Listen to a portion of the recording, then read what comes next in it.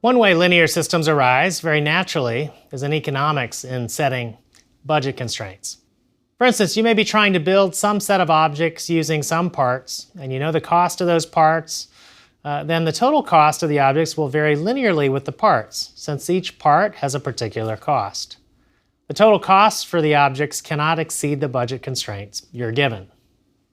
So for example, suppose you're a bakery owner and you make two kinds of pastries, croissants and donuts. Suppose each are made from 3 ingredients, sugar, eggs, and flour.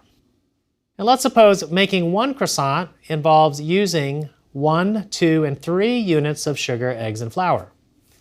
And let's say making one donut involves using 4, 5, and 6 units of sugar, eggs, and flour. If sugar costs $x1 per unit, and eggs $x2 per unit, and flour $x3 per unit, and you budgeted $b1 to make each croissant and $b2 to make each donut, then you have 2 linear equations, one for croissants and one for donuts. And they are the rows in the following matrix equation. Each row is basically taking the dot product of the quantity vector of sugar, eggs, and flour with the price vector, x1, x2, x3, for sugar, eggs, and flour, to produce the cost of making one pastry. Now, suppose one day the price of sugar goes up by $1 per unit. Oh no! Now I have a problem if I want to stick to my budget. I'll have to find another supplier for either eggs or flour who can sell me those items at a lower price. And even still, it's unclear whether I would be able to meet budget constraints by adjusting the prices in this way. This is really saying the following. If the vector x, which is x1, x2, x3, is the price vector before the price change, and the vector y equals y1, y2, y3 is the price vector after the price change, then ax equals b and ay equals b. This means ax minus ay equals 0.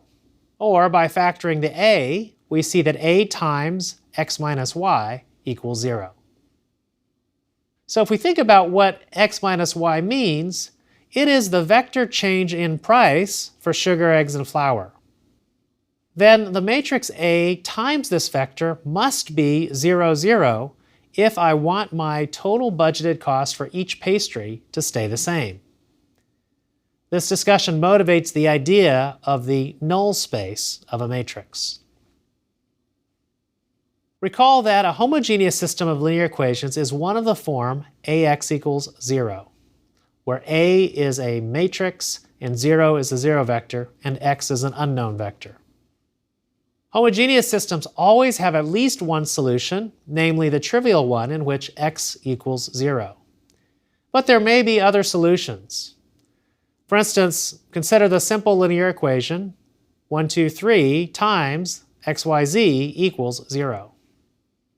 It has minus 2, 1, 0, and 3, 0, minus 1 as solutions. If you add those two solutions together, you get 1, 1, minus 1, which is another solution. Is that a coincidence? As it turns out, no. You may recall that the solution set to an equation of the form ax plus by plus cz equals d is a plane. And if d equals 0, the solution set passes through the origin. So if you take two vectors in this plane and you add them, it remains in the plane. This is a general phenomenon for the solution set of any homogeneous system of linear equations. The set of all solutions to ax equals 0 has a special name. It's called the null space of a matrix A, and we denote it by null A. It gets the name null space because null means 0, and the null space of A is a set of all vectors that by multiplication by A sends to the 0 vector. What we claim is that if two vectors x and y are in null A, then x plus y is also in null A. Let's see. For x and y, to be in null A means that ax equals 0 and ay equals 0. So can you see why a times x plus y equals 0? We know that ax plus ay equals a 0 vector because both terms are the 0 vector. And since ax plus ay equals a times x plus y using the linearity of matrix multiplication, we see a times x plus y equals 0, which means x plus y is in null A. So the set null A has this curious property. Adding two things in null A stays in null A. So we can say the set is closed under addition. You can't get anything outside of null A by adding things in null A. In fact, it is also closed under scalar multiplication. That means it has the property that if x is in null A and c is a scalar, then c times x is in null A, because a times cx is the same as c times ax, which is the same as c times the 0 vector, which is 0. Together, these two properties mean that linear combinations of things in the null space remain in the null space. And this kind of behavior is such an important property, we give it a special name. We call such a set a subspace if it is closed under taking linear combinations. The null space is one example of a subspace. The idea of a subspace is a generalization of a line or a plane through the origin. Let's define subspace formally. A collection H of vectors in Rn is called a subspace of Rn if it satisfies three properties. First, H contains the 0 vector. And this property is here just to ensure that the subspace is non-empty.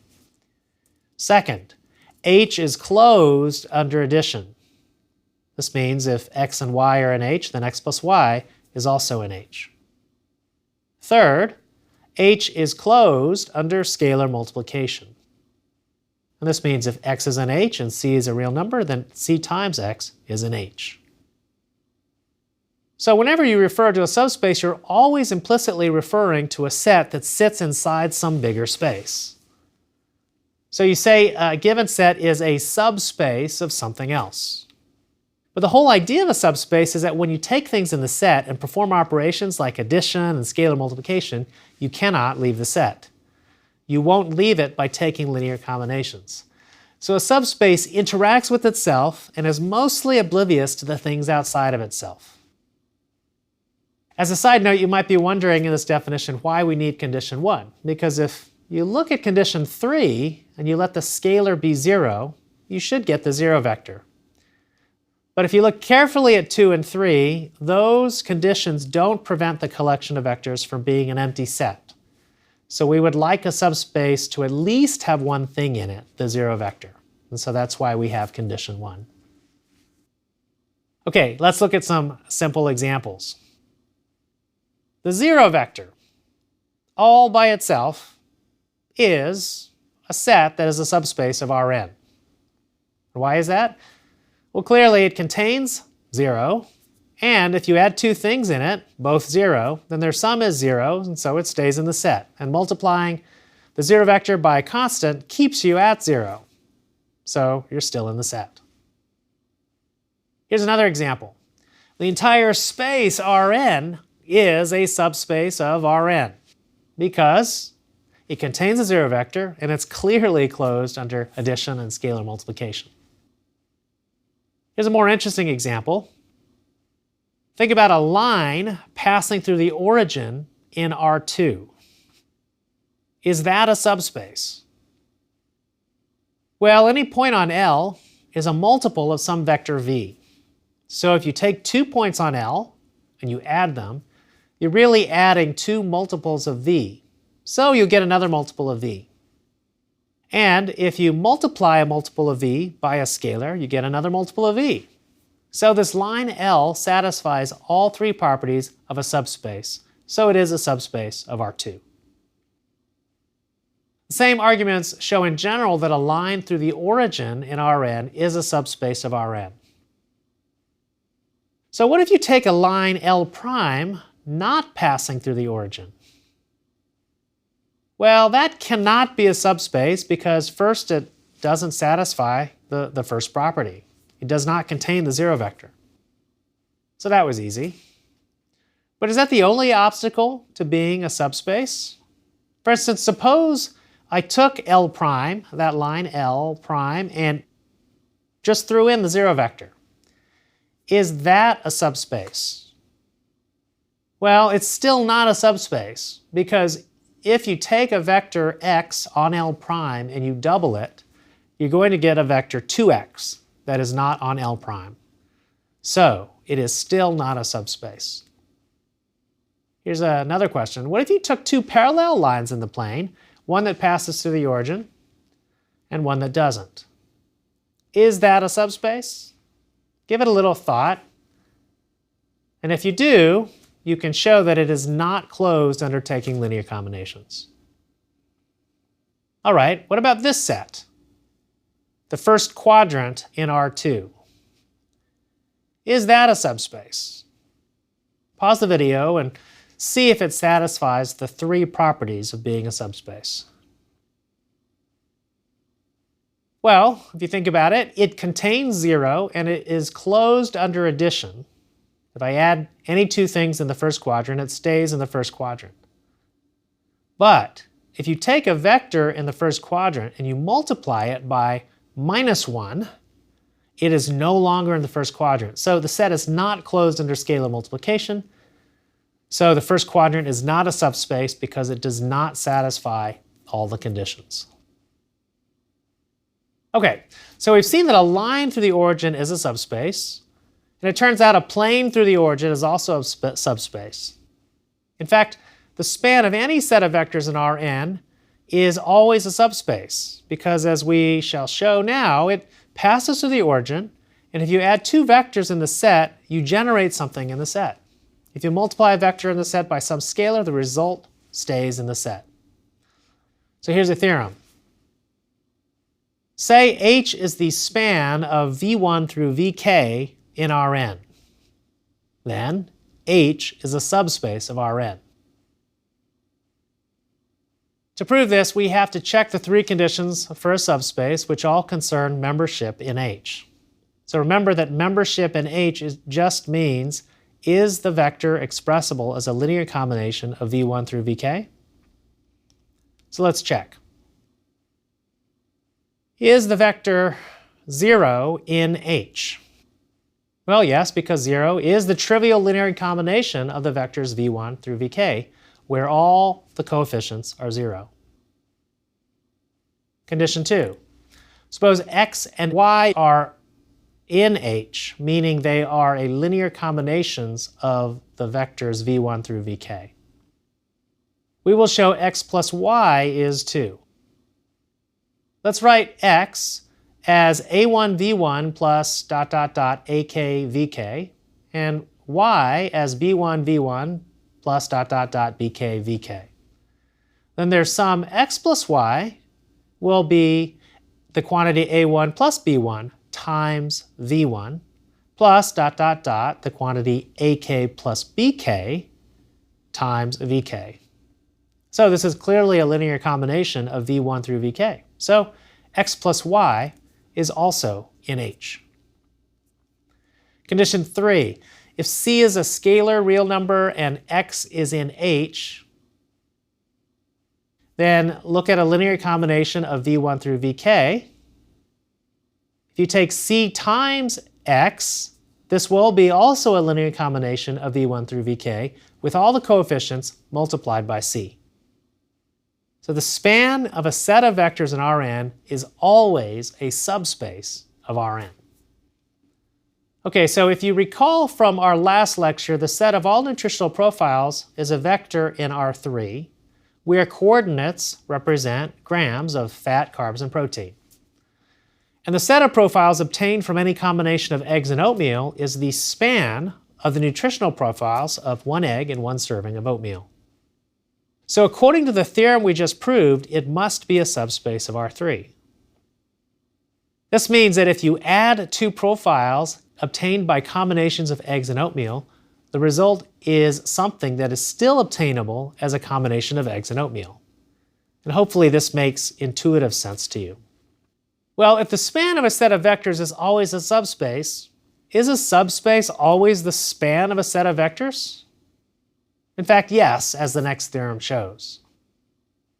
If H is a subspace of Rn, then H is the span of some set of vectors. You might wonder which set of vectors? Well, the entire set H would work.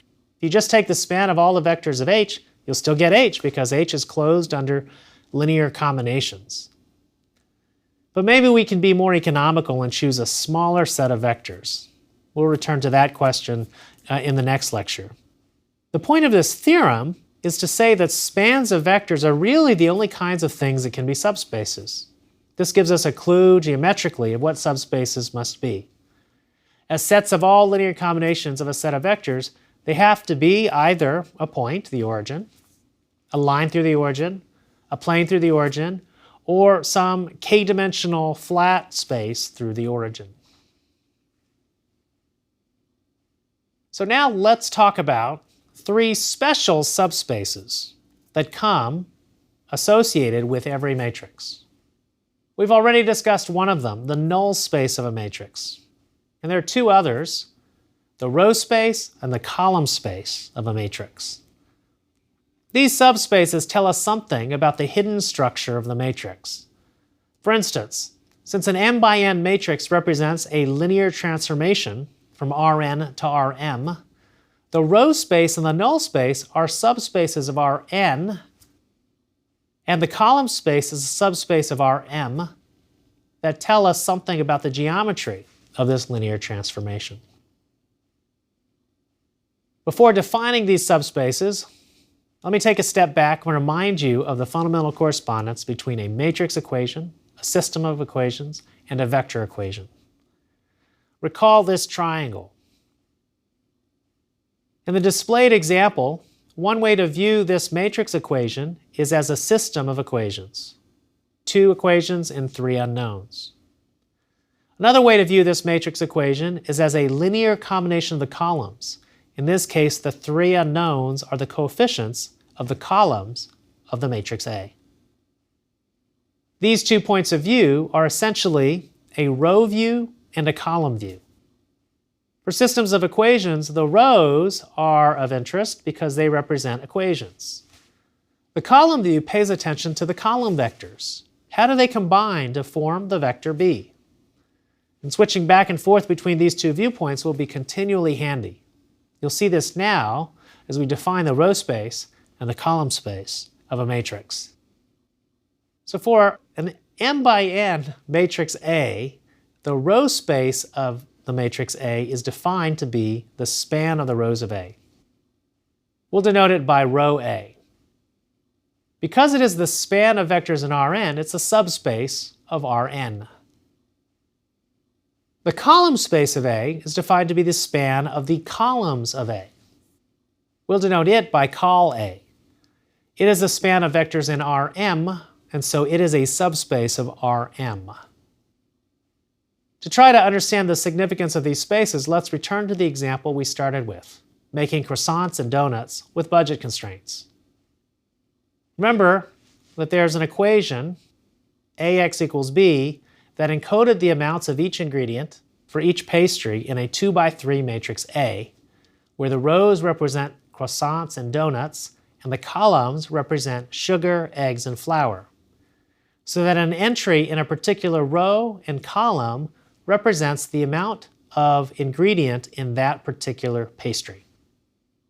The vector x was the unit prices for sugar, eggs, and flour. So the vector b was the budget for making 1 croissant and 1 donut.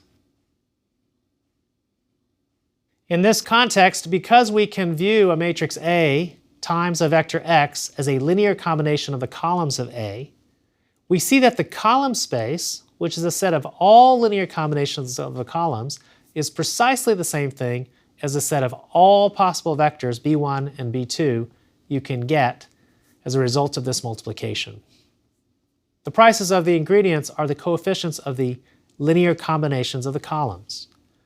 So if you vary the prices, you see the column space of A is the set of all budgetary costs that could occur for making one croissant and one donut as the ingredient prices vary. Thus, in this example, col A is a subspace of R2. What about the row space of A? Well, the rows of A represent relative amounts of sugar, eggs, and flour for each pastry. If you multiply it by a scalar, you get more of each, but in the same relative ratio. And if you take combinations of croissants and donuts, you will see the various relative proportions of sugar, eggs, and flour you must buy, depending on how many croissants or donuts you want to make. So the row space of A here represents the set of all possible ingredient demands you might have, which varies as you vary how many croissants or donuts you want to make. The row space in this example is a set of all achievable three-dimensional vectors representing amounts of sugar, eggs, and flour in a batch of croissants and donuts. Just as linear combinations of the columns can be represented by multiplying A on the right by weights, linear combinations of rows can be represented by multiplying A on the left by weights. So if you were to make a batch of Q1 croissants and Q2 donuts, then the ingredient demands needed to produce that batch can be computed by multiplying the matrix A on the left by a row vector Q with components Q1 and Q2, like this. Then Q times A produces linear combinations of the rows of A, which, when you carry out the calculation, gives the amount of three different ingredients we need for a total batch of Q1 croissants and Q2 donuts. You can see here how each ingredient is a function of Q1 and Q2. You might be wondering why the batch vector Q of croissants and donuts did not appear in the matrix equation AX equals B. Well, we can put it there. If you multiply Q on the left on both sides of AX equals B, you get Q times AX on the left, and the right side becomes Q times B. The right side of this is the dot product of the row vector Q, which are the amount of croissants and donuts you want to make, with the column vector B, which are costs for one croissant and one donut. So what you get as a result is a 1-by-1 matrix with one real number, the total cost to make the batch. That's the quantity Q1 B1 plus Q2 B2. And finally, let's return to the null space of the matrix A. Recall that the null space of a matrix is a set of all solutions to AX equals 0. So since our matrix A is a 2-by-3 matrix, it acts on a vector in R3 to produce a vector in R2. So the null space of A is the set of all vectors in R3 that get mapped to 0 in R2 by the matrix A. You can think of this as vectors of price changes of sugar, eggs, and flour that will have no budgetary impact on either croissants or donut production. So it is a subspace of R3 since each vector is associated with prices of 3 ingredients. Another way to think of it is to realize that the null space of A, if it has any non-zero vectors, reveals the set of linear dependencies among the columns of A. That's because a set of vectors is linearly dependent if there is a non-trivial solution to AX equals 0. We saw that in the last lecture. By the fundamental correspondence between matrix equations and vector equations, the entries of the solution vector x are the coefficients of the linear combination of the columns of A that produce the 0 vector. In our case, the columns of A represent amounts of various ingredients. So if the price of sugar goes up by $1, there better be a linear dependence among the columns of A if there's going to be a way to adjust the cost of eggs and flour to be budget neutral on croissant or donut production. Let's see how that works in this example. Notice that the vector 1 minus 2, 1 is in the null space of this matrix A, because A times 1 minus 2, 1 equals 0, 0.